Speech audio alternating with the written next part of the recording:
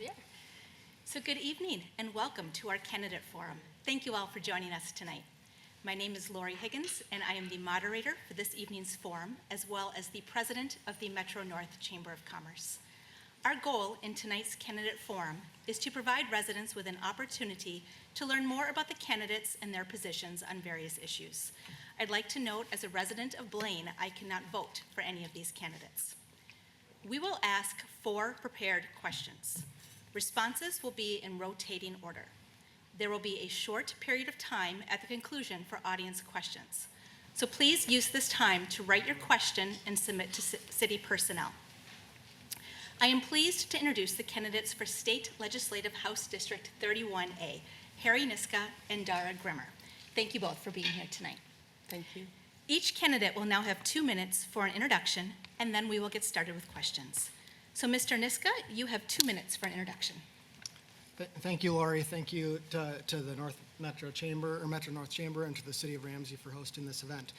As was mentioned, my name is Harry Niska, and I'm honored to be able to represent this community down in St. Paul. I grew up in Western Andover. I graduated from Anoka High School. My family and I live in Ramsey now, and it's really truly an honor to be able to represent this area this community where I've lived almost my entire life in St. Paul. Outside of the legislature, I'm an attorney. I represent individuals and businesses, helping them navigate the legal landscape, helping them resolve disputes, helping them to plan for the future and mitigate risk. I'm currently in my first term down in St. Paul. It's been a very rewarding experience in a lot of ways, but also a very frustrating experience because the one-party Democrat control that we saw for the last 2 years in our state really made a lot of misguided and destructive policy choices that are going to be, I think, unsustainable for the future of our state. We need to make a course correction, and I'm running for re-election to help us do that in the state of Minnesota. Thank you. Ms. Grimmer, you have 2 minutes for an introduction. I'm Dara Grimmer, and I am honored to be here. Thank you to the City of Ramsey for having us. I was asked specifically by my community to run, and in my traditions, that is highly important to the people that I represent, and that has taken me to realizing that this area and the state itself needs to have representation that looks like themselves and also understands the diverse population that is growing here in the city of Ramsey and 31A. And with my experience working with marginalized populations, I believe that I personally can bring that perspective. I have worked for ISD 728 for about 15 years. I have been a paraprofessional working with special needs students. I currently have a position within the American Indian Ed program, and that has given me a wonderful perspective of seeing how we are here and also realizing the wonderful steps that have been taken at a legislative level to promote education that also looks at the people that were here first and how we can be respectful in those manner to address different aspects of that. And I am grateful and honored also to be here with Harry, so thank you. Thank you. We will now go to our prepared questions. There is a 2-minute time limit for each answer. We'll start with Mr. Niska. Why are you running for state legislative office, and what skills and talents would you bring to the office? Well, thank you. I'm running fundamentally because I believe that state government, all government, should be not to control us, but to create a framework for us to choose our own best path in life, to empower us to live our best lives. What I saw for the last 2 years instead, representing this community, was a front row seat to one-party government that exploded the size and scope of state government in ways that I think are going to be very damaging to the future of our state.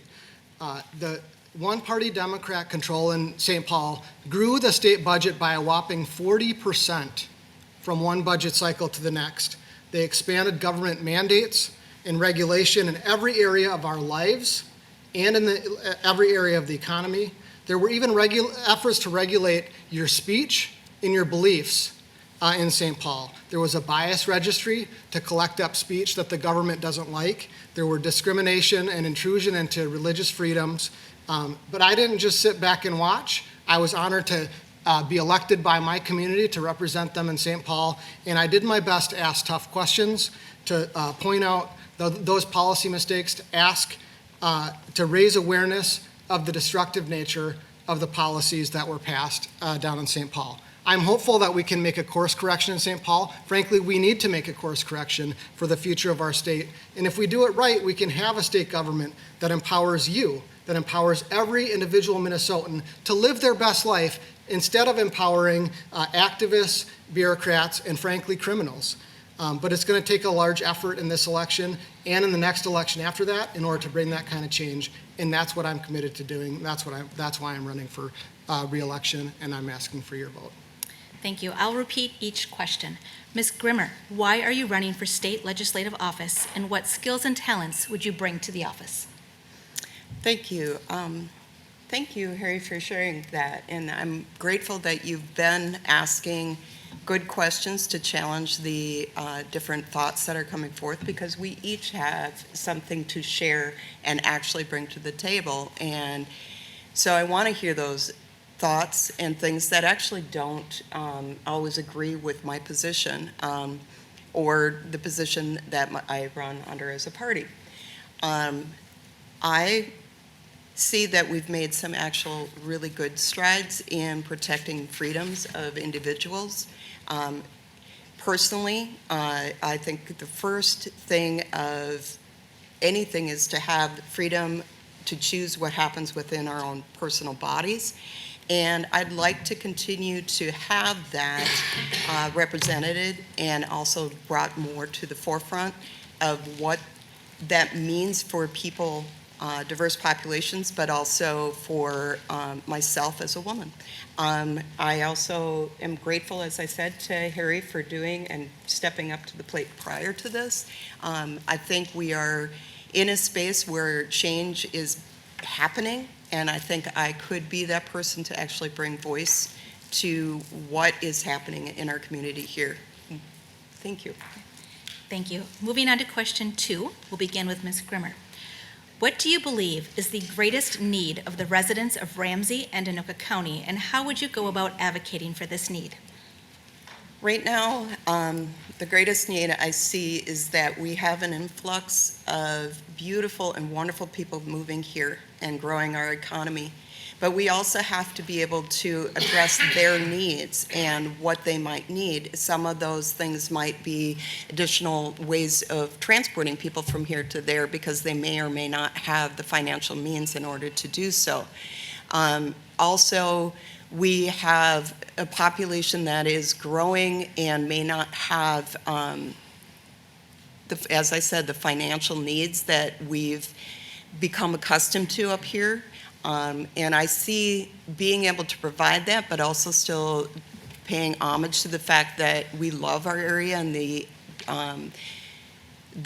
environment that we live in here. And that's it. Yeah. Thank you. All right, thank you. Mr. Niska, what do you believe is the greatest need of the residents of Ramsey and Anoka County, and how would you go about advocating for this need? Well, thank you. I've had a lot of conversations with friends and neighbors around the community about what their concerns are.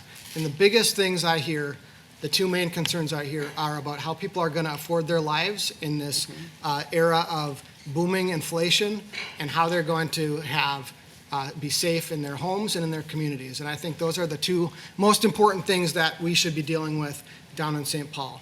Family budgets are stretched while government budgets are exploding. And energy costs are increasing, grocery costs are increasing, healthcare costs are increasing.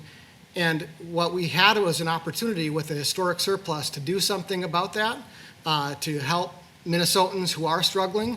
And instead, what we did was that entire surplus was spent on growing the size of government, growing the public sector, expanding or pumping more money into the demand side of the economy without empowering businesses, empowering people to help create a situation where we would bring down prices where people would be able to better afford their lives.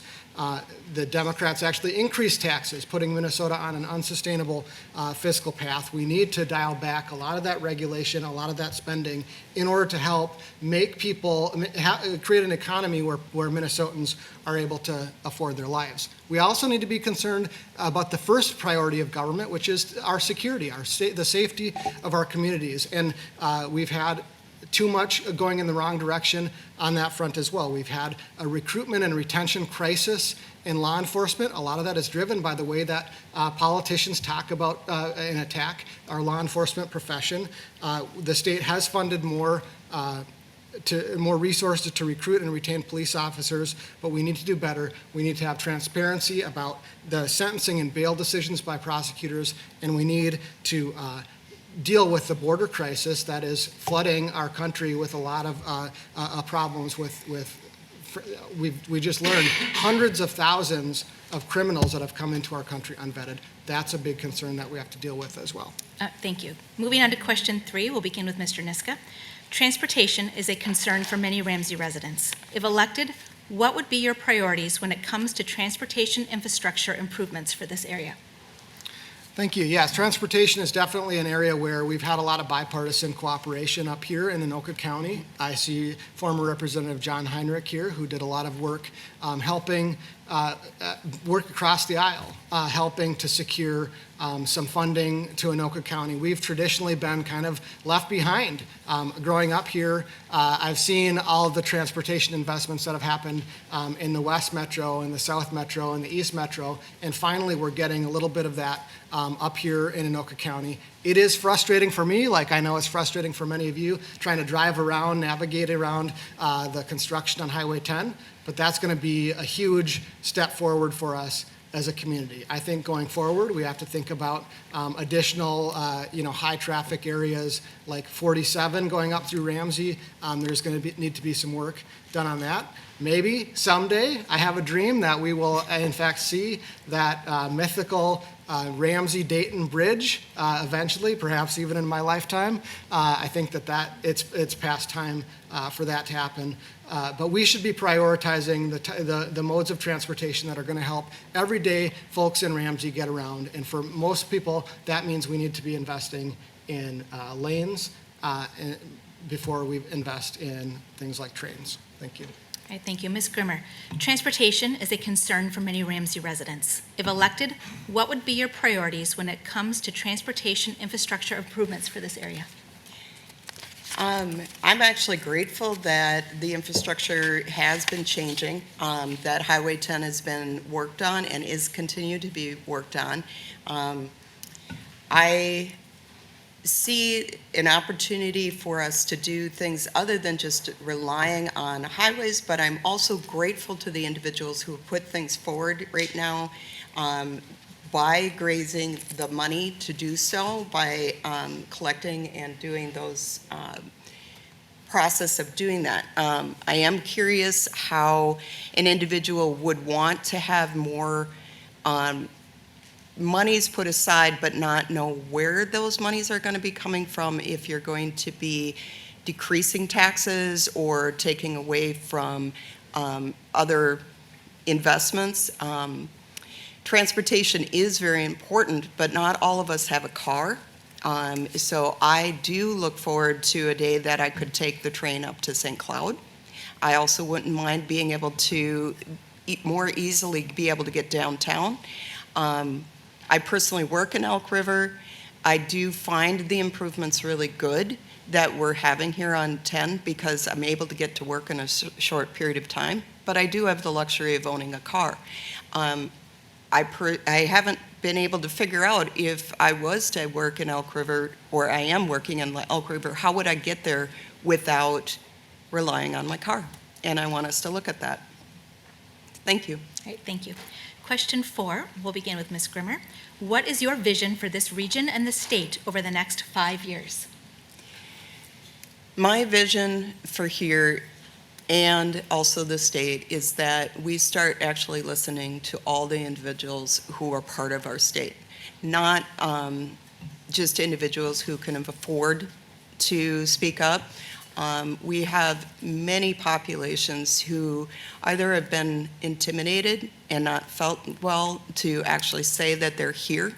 I personally have had to hang my signs that I have up in trees because individuals are not being respectful here. And I think learning how to do that and how to voice and be heard is really important for our community. I also see that there is hope for us to have those bridges built for each other. I want to know what my neighbors are thinking. I want to be able to help them. I want to know that if something were to happen to my home or my neighbor's home, that we are able to rally and go there. Seeing the nationwide events that are happening right now in North Carolina, down in Florida, it's really hard to think about the fact that maybe some of our neighbors would not actually come up and help us because of our huge divisive talk and rhetoric. And I would go out and gratefully help somebody if they were having trouble at home, like a fire or any of that. And I want you guys to know that we are here in this community together, and we need to look at it together. And yeah, and I love it here, so. Thank you. Mr. Niska, what is your vision for this region and the state over the next 5 years?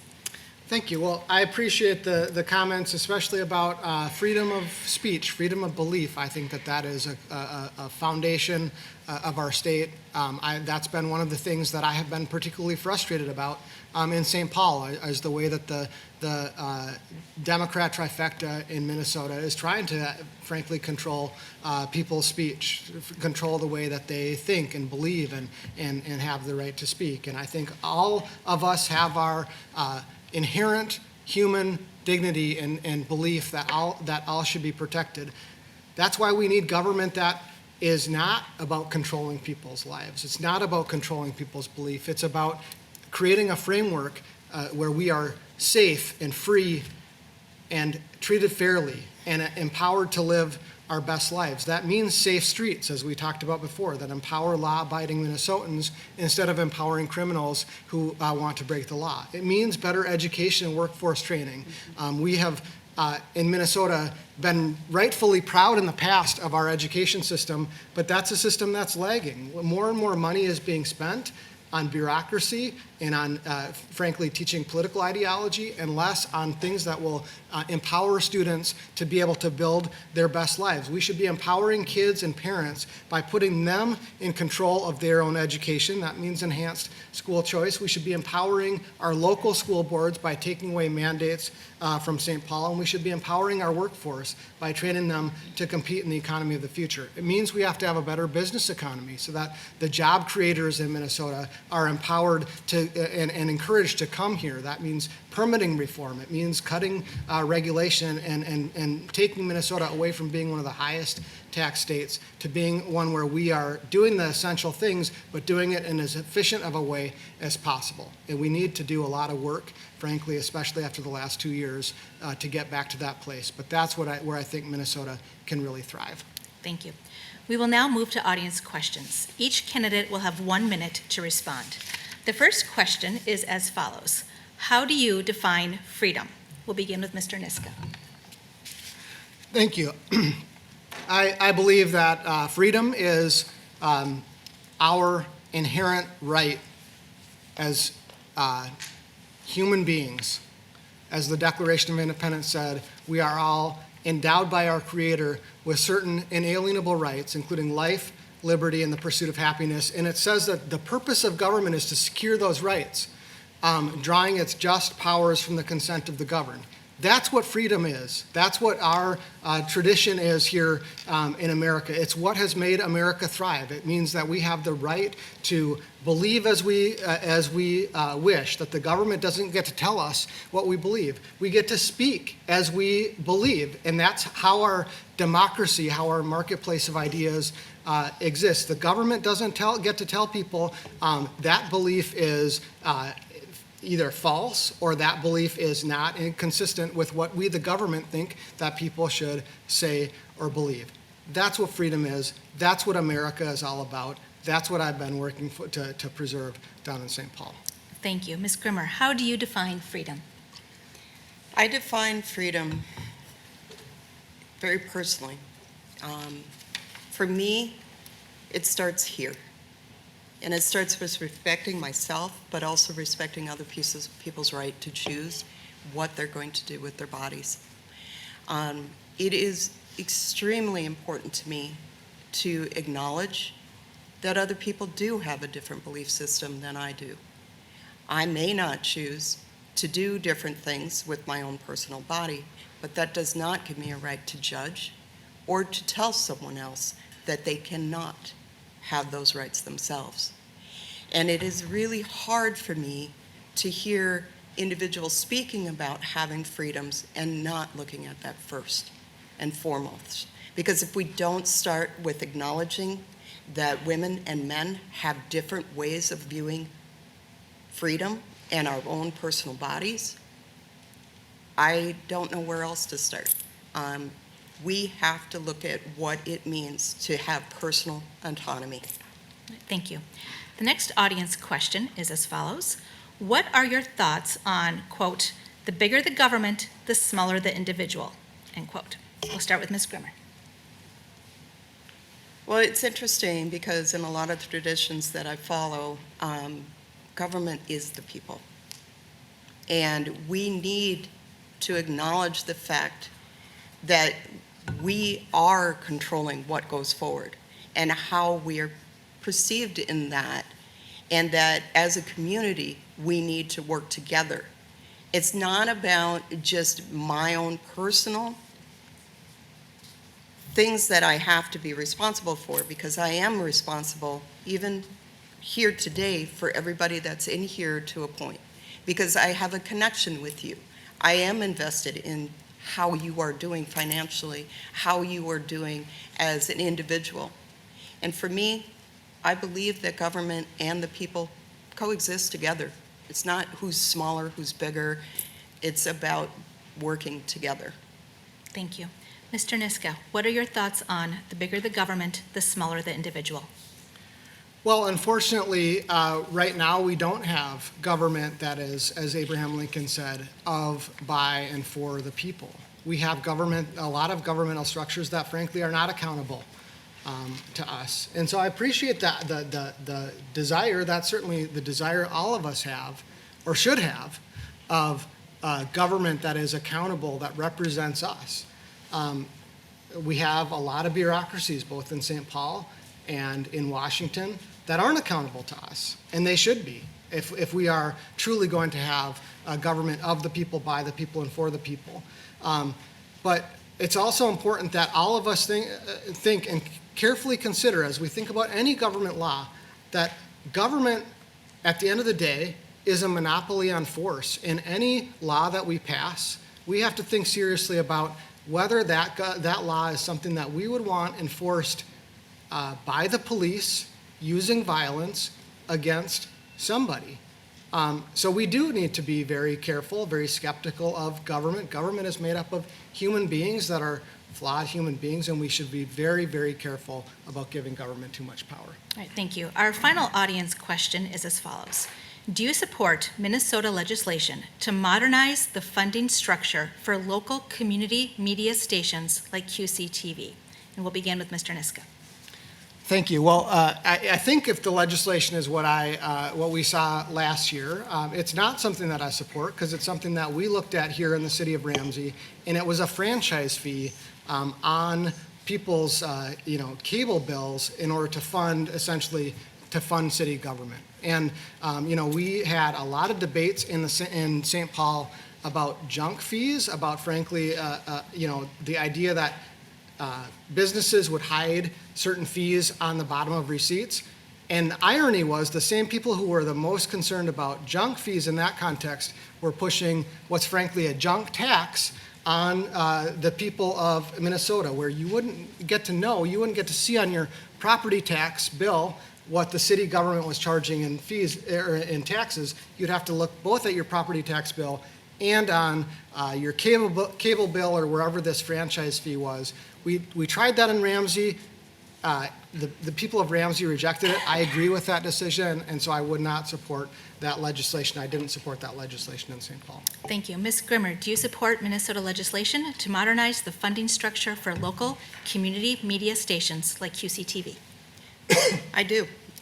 One of the reasons that I say that is that to get the information out to the public, we need to still have public forums in which people can have discussions. I don't think it's just about funding the city with additional monies that aren't being seen in there. I think that if we're forthright and we show that transparency of where that money is going, that's good. I see many fees, yes, on our cable bills, and we don't always know where they're going, but I also see that legislation is supporting having those things brought out on your bills. Yeah, I support public access and television and local areas doing that. And so I would support it. All right, thank you. We will now go to 1-minute closing statements from each candidate, and we will begin with Ms. Grimmer. First, thank you, everybody, for being here today. It means a lot to me to see your faces out there. Thank you. Thank you, Harry, for being here. It's been my pleasure, actually, to get to meet you. So I look forward to serving and being of service to the community, be it in this position or in a different position. I'm not going away. I'm going to still be here. If somebody does need me, if there is a fire at your house, I will come running, and I will actually cross the road and be there for you. I've done it. I also am just tickled that I'm actually up here and given the opportunity. And for me, that's really important. And thank you, everybody. Thank you. Mr. Niska? Well, thank you, Lori. Thank you, Dara. Thank you to all of you for coming. And I want to thank the people of Ramsey, those who entrusted me with this position, and those who didn't, but I still represent all of you. And I'm asking for your vote again. Thank you for participating in our system of government. It's the best, as Winston Churchill said, it's the worst system except for all of the others. It's a system where we get to hold our elected officials accountable. And as voters, we have an important choice. We've seen the results of one-party Democrat control in St. Paul, and it hasn't been good. So the choice we have before us is between more government control over your life or a government that empowers you to live your best life. There is a better way than what we've seen in St. Paul the last couple of years, and that's what I'm fighting for. That's what I'm hoping to go back and continue to represent this community, and so I'm asking for your vote. Thank you. All right, thank you. This concludes our forum. I would like to thank our candidates and CJ Luck, the equipment operator, for making tonight's event possible. Please remember to vote on or before Tuesday, November 5th. Thanks again. Thank you.